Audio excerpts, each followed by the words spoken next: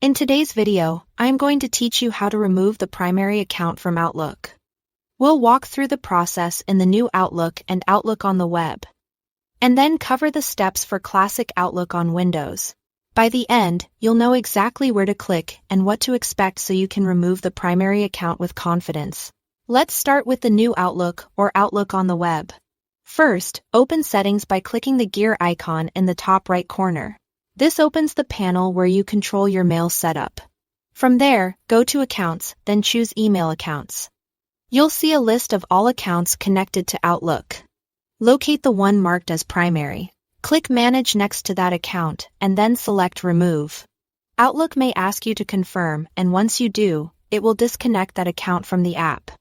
This removal affects the connection in Outlook only. It does not delete your mailbox from your email provider. If this is the only account you have set up, be aware that Outlook may prompt you to add another account afterward.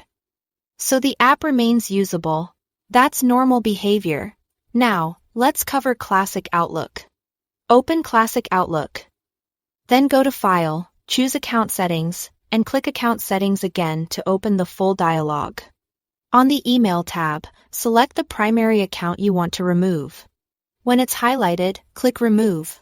Outlook will warn you that it's about to remove the account and its local data. Click Yes to confirm. Local data refers to the cached copies stored on your computer. Your email, calendar, and contacts that live on the server stay intact, and can be accessed again if you reconnect the account later. After removal, Outlook may take a moment to update, and in some cases you might be prompted to restart Outlook to finalize the change. That's expected. A couple of quick tips to keep things smooth.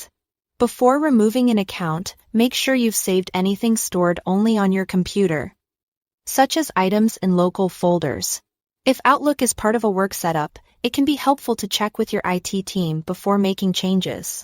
And if you plan to keep using Outlook immediately after removal, it's a good idea to ensure another account is available, so the app can continue to open and sync. That's it. Thanks for watching.